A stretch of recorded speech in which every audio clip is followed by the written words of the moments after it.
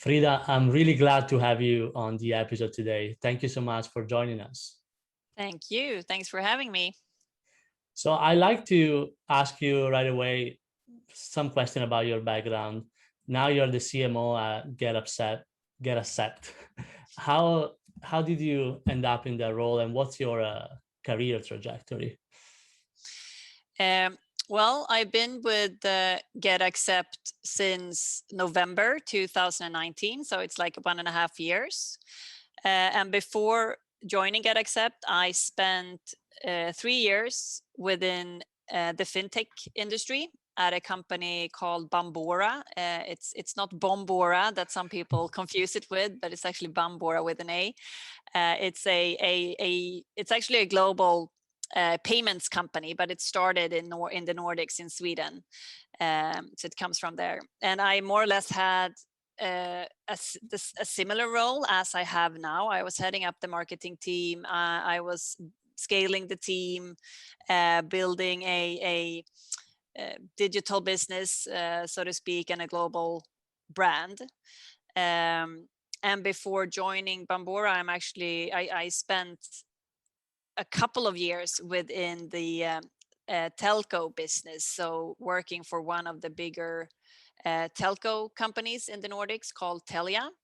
And I actually did quite a lot of different roles there. So I started within sales. I have my DNA is definitely sales. I worked within sales for several years, but I've also did product management. I did business development a couple of years, and the last thing I did was actually building up a SaaS service or a SaaS portfolio within that telco company that they provided to their SMB customers. So that is more or less how I ended, or my first way into the SaaS industry. What made you transition from sales, which said is kind of like your core, your background, to marketing? That's a good question.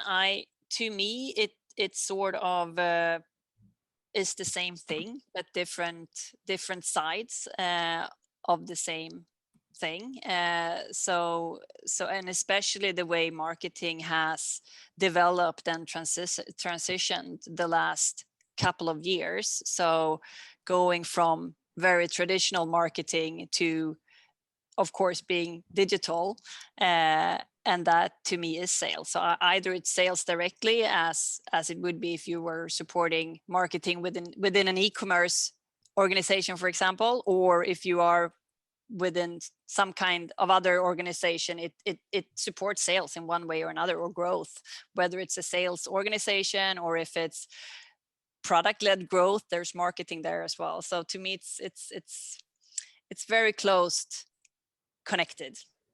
So your relationship with your sales counterpart is probably pretty strong.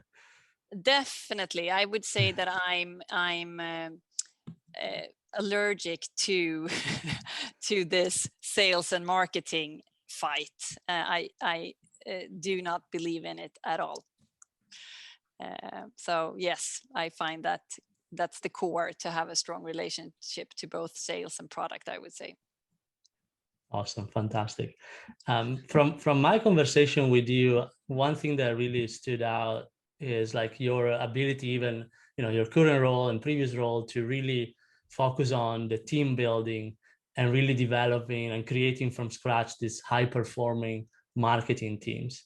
So I would like to understand a little more, what is your approach when you join a company, especially when it's more early stage, so maybe you don't have a ton of budget and resources. How do you approach that, building the team from scratch, and what are some things that you really focus on? I think to start with, like with the background that I have and what I've done before, I don't come in at a early stage of a company. Like a startup phase is not when I come in. Then I would say the company needs more specialized expertise. So I come in when there is a momentum to actually start building the team. So there needs to be some kind of foundation or ways to build a team in place. But how I approach it is definitely to, of course, understand the overall company strategy. That is key. And then understand how is marketing fitting into this organization? How does marketing support the overall company strategy? What's the reason for marketing to exist within this company? And that can be, as you and I talked about before, it can be, well, marketing definitely needs to support an outbound sales organization, or this is a product-led company. Marketing needs to more support product marketing and the product, or we need to build brand and thought leadership, whatever it might be. That to me creates the baseline for, okay, then I need to build a team like this. If we're going from this to this, I need to start with different things depending on the strategy. So figuring out the goals and the objectives is your first step. So once you know that, how do you spot the gaps within your existing team? Because probably you come in when there is already someone, doing the job of maybe some specialized or more generalist. Like, how do you spot the gap and then starting building the rest? Well, it's all about, of course, getting to know the people that are already on board and their competences and their strengths, but also understanding where they want to develop, or if they want to develop into another area or role. And then based on that, understanding, okay, this is what we have, and this is what we need to add or complement with. So it's like a puzzle where you have to once again understand the strategy. What kind of competence do we need to make that happen within a certain time frame? And then looking at what do we have and what do we need to get in to make that happen step by step. I really like the analogy of the puzzle in building the team, because sometimes the piece, it looks like is in the right place, but maybe it's just, it's not in the ideal place. Like, I know many times there were people that have been doing a certain role just because they were asked, but their passion lies somewhere else, and they would like to develop on something, into something else. Yeah, you might have a person who on paper looks like he or she definitely wants to step into this next role, but when you start understanding and knowing the person, you realize, no, this person is perfectly happy where he or she is, and then you don't want to push that person maybe into another role. So it's all these obviously ways to get to know what you have and the people you have, to understand how you are to build from that. And so now that once you spot the gaps, which obviously takes quite some time at the beginning, but once you know who you need to hire, what's your approach to recruiting? Because especially today, there is a lot of it's a big fight for talent. What are you looking for talents in a specific location? Are you open to hire anywhere where that person might be? Like, what's kind of your approach, and how do you attract those high profile people? Many questions in one. I start with like, what was the first question? How do you attract? How do you attract them? And then are you looking on specific location only, or are you okay working, totally distributed? I would say it differs depending on what company you are at. But at GetAccept, for example, we take big pride in, and we have a very, I would say, thorough and well thought through recruitment process. So we do most of our recruitments in-house. That is, of course, very time consuming, but we also find that when we do that, we control the whole process, and we get the chance to really get to know the candidates, and they really get to know us during the process as well, which in the end is very valuable, because we've spent a lot of time together during the process, and there's no surprises, or it's less surprises when that person get in and actually start to work.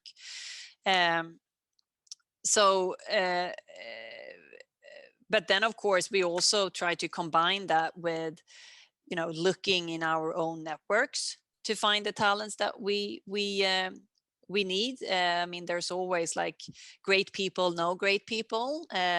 So that is also something that we do. But on the other hand, I also think that that is something that you might need to be careful with as well, because if you only look in your own networks all the time, you might end up adding or hiring people that are, you know, exactly like yourself, and then the dynamic of the team might be gone.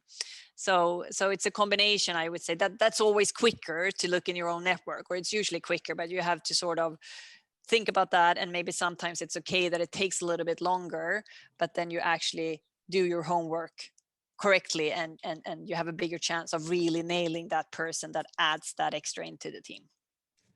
From an interviewing perspective, you know, there are a lot of people that look good on paper, but then, you know, after 2 or 3, 4 months they start working, you realize that maybe they're not cut out for that specific role. How do you, you know, limit these false positives, like during the interview process? Is there any trick or advice that you might have to really understand how this person is gonna perform in that role? I would say it's back to having a you know, rigid process. We have several touch points in our recruitment processes. So the candidate meets with several different people within the organization. We do case interviews. We do tests, personality and logic tests. And just by doing that, I would say we have the chance to get a very good picture of the candidate, so that those mistakes, if we call it that, is minimized. But it's also, just to emphasize, very good for the candidate, because once again, the candidate gets to know us and the company very well during this process. So there's less mistakes that the candidate make a mistake in choosing us as well. So I think it's back to letting it take time, having several people involved in the process, and then having certain touch points where you actually test things, so you can combine all these insights into one common understanding of the person. Do you also include, like, I would say, like working session, like to try to simulate how it would be like working with that person, like, you know, whiteboarding, for example, or specific working on specific problems?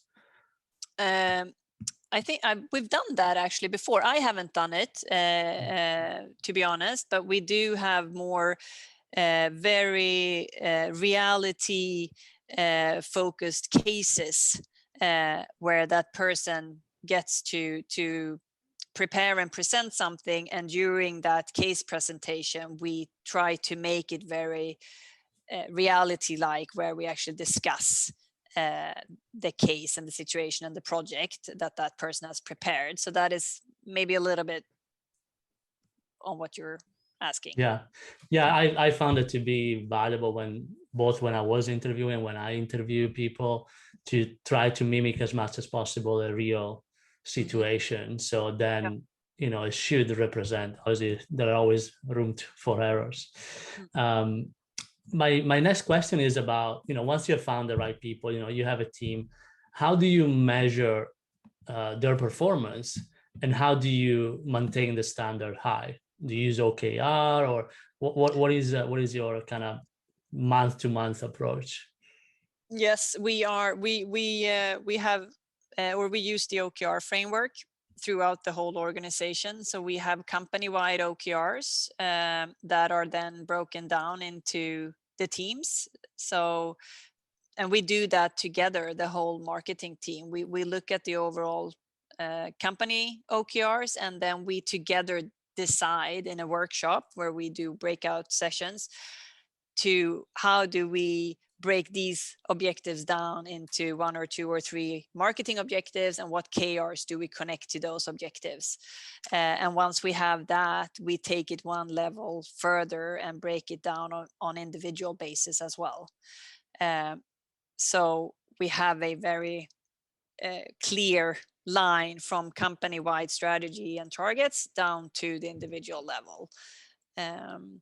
So that for once, I would say, is very helpful to get the team on track in terms of growth and direction and where we're steering.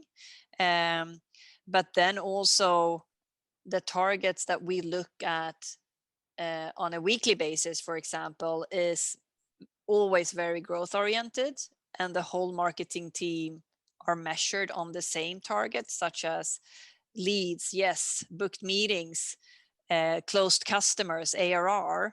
So it's very sales oriented targets that we in marketing also look on and are measured upon, just the same as sales, which of course keeps the marketing team on the toes all the time to make sure that we deliver or carry out activities that adds to those targets.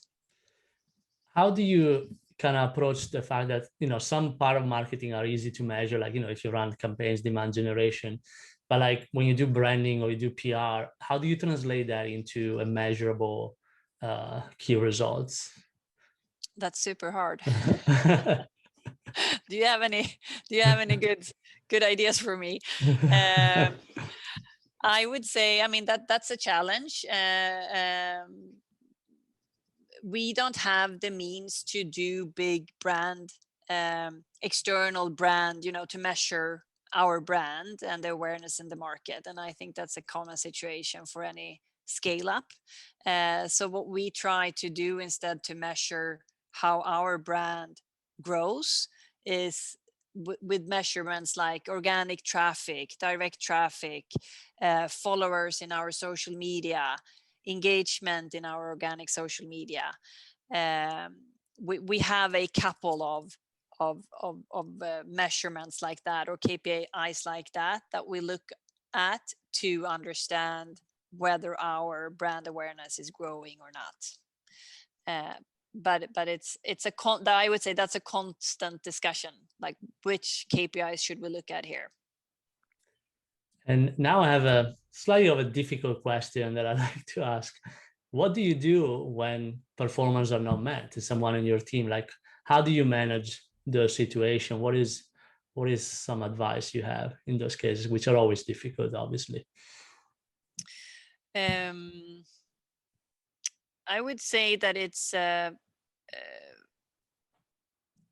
mean, it's seldom a surprise if a goal or performance isn't met. So you start to see that, or that trend, quite early, which is also why you can sort of work with it from the start. So instead of waiting, or it turns out later and becomes a surprise, since we follow these KPIs so closely, if weekly and daily even, it's easier to try to work with that person early on and understand what is happening here, why is this happening, how can we help, how can we support, is it a competence gap, is it a collaboration gap, is it a leadership gap. But I'm not saying that it's easy, but that's how I try to approach it, to be very transparent and talk about it right away to understand what is the real issue here. And I want to move instead on the positive side of, you know, when performers are doing well, but obviously, you know, people in your team wants to continue grow. They want to learn new things. They want to, you know, everyone wants to advance in their career, or they're going to leave. What is your approach to mentoring and growing your team? Well, we have a good structure as a baseline in the company, where we have success reviews every year. And during those success reviews, we also discuss, you know, how do you want to develop, and is there any new role you want to develop into, and during what time frame do you see yourself developing into that role, and what is needed to take you to that. And then that sort of forms the plans for the next year to come for that person. And if we, for example, have identified this person is stepping into a new role, needs these kinds of trainings, it's easier to make that happen. And also during the role, I would say I have a tight dialogue with my team members on how they are performing, and if there's any, you know, are they supported the way they need to be able to do their job, or do they need some special training or coaching in any way. And then we also have an internal mentoring program as well, which is also, I would say, adding to people's possibilities to develop. So there's different ways of doing it, I would say. And then overall, we have I mean, now we haven't been able to meet face to face in such a long time, but when we do, we try to always have maybe 3 or 4 times during the year meetups, a good party. We usually have costume parties where we get the chance to, you know, really have fun, get to know each other, you know, put down the working titles and just be together and get to know each other. So, and that's also a way to sort of celebrate people's performance and success, I would say. Yeah, I think like team building is particularly important, especially, you know, companies like you that are like yours that are very distributed. And with the pandemic for everyone, it was really challenging to maintain the team in a cohesive way for people that maybe never met in person. Exactly. I mean, I have several people in my team who has never met. Like, they were hired during the pandemic and they have never met in person, only through Zoom.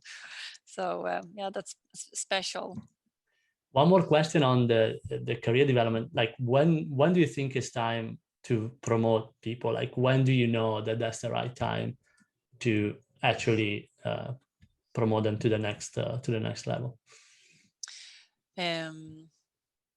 Oh, that's a very good question. I haven't thought about that in that way. I would say, you know, I think there's you always have to be in a role for at least a year, give and take, to actually be able to do that role and to get through like all the seasons of a role before you are actually, I would say, or before you have learned what you need to learn and be ready to move on. Not saying that that it's always time after just 1 year, but it might be actually. So I think it's very much up to that. It depends on the person, like how fast is this person learning, what's the potential in this person, do I want to promote this person already now, or do I think that this person would be better off if you added a couple of more months, because then that person would have the chance to also experience this in the role. So I don't think it's a straight answer to that. It's very much person dependent, and also their role, but also, of course, the need that I have as a leader. I need this person to do this job first in this role, or the company for that matter. So it's a combination, I would say. Yeah, the person might be ready, but maybe there is no that opening in the company. You can't really force it all the time. Yeah, and then I also think, I mean, it's kind of natural many times for people to feel that they are ready a bit sooner than later. And I've seen that many times, and I mean, that can happen to me too, that you get impatient and you feel like you've hit a plateau and you want to move on. But usually what I've learned is that when you feel that way, it's always good to give it a bit more, because then you sort of move into the next level of the role, and you usually learn quite a lot by doing that. Exactly, 100%. I have one last question. what is one advice that you can give to someone that maybe just joined a company as a new VP of marketing or new CMO, and this person wants to build a high performing marketing team? Like, what is one advice that you think you learned in your career that you want to share? I think the advice that I would give is to make sure first and foremost that you have alignment with your CEO, definitely, but also important to have alignment with the rest of the management team, so that everybody knows and understand why and how we are to scale the marketing team. And I think that's also closely connected to, like, going back in time when marketing was more regarded as a cost center, which it isn't anymore, but it's easy to fall into that again. But if everybody's aligned and understands why are we now building or using these building blocks to build this marketing team, it's easier to get people to commit to that. So I think the C-level alignment is definitely what I would start with, and make sure that you are building the marketing team based on the company strategy, first and foremost. How is the market? What's the reason for marketing to exist in this company? Make sure you know that first and foremost, and then build out of that. That's great advice. Thank you so much, Frida. And this has been a great conversation. So thanks again for joining us. I really enjoyed it. Thank you. Thanks for having me.